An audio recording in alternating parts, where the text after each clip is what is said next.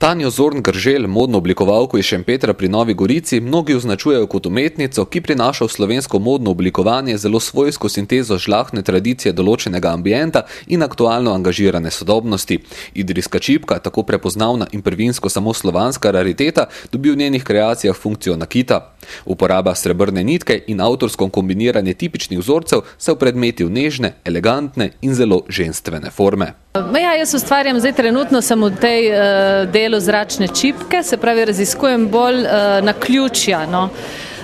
Probam v bistvu, dopuščam možnost naključij, se pravi, da in toliko kontroliram čipko, je neka protivtež tej klekljani čipki, ki sem jo do zdaj v bistvu uporabljala. Za kakšne priložnosti pa so recimo narejena v osnovi tovrstna oblačila?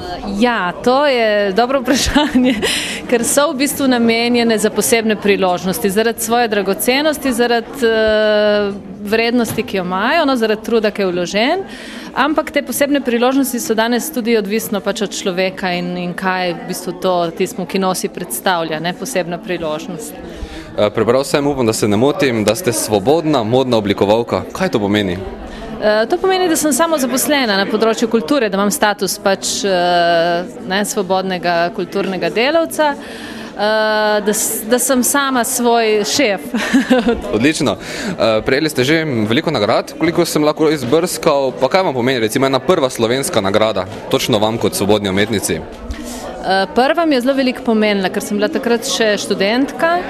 V bistvu ti da samozavest, dati samozavest in ime, tako v bistvu, kar se drugih tiče, je tudi pomembna. Drugače, da bi mi kaj prinašala, pa nikoli ne veš, v bistvu, vsaka stvar ti nekaj prinese, ampak ne da se potegniti črto in reči, to je to. Ustvarjate z idrijsko čipko, kateri materiali so vam recimo še blizu?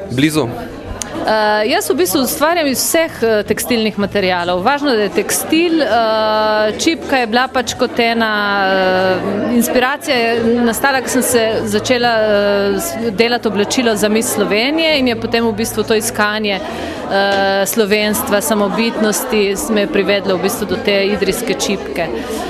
Drugače pa materijali, vsi tekstilni materijali, nimam, vsak ti nekaj da, vsak ima nek drug značaj in odvisno od tega, kaj delam in za koga delam. Na drugi strani pa so strokovnjaki v Petrini Vake zapisali, da pod krinko rokerske površine skriva čustvenost majhne deklice, ki se zna čuditi nežnosti makovih cvetov in peresni lahkosti regradovih lučk. Vedno znova in tako cvetovi polnijo prostor tudi na platnu. Zakaj je tokrat prav razstava v kombinaciji z modnim oblikovanjem? Mene je z modno kreatorko spoznala Barbara iz trgovine Kop v Pošti. In prišli smo na idejo, da v bistvu obe kreatorka in jaz ustvarjava v enih oblikah med seboj zelo podobne, brez da bi druga za drugo vedle, zaradi tega, ker Tanja je iz Nove Gorice, jaz z Maribora v bistvu pa razvijama obe ene regradove lučke. Jaz regradove lučke, Tanja pa pravi temu čipke.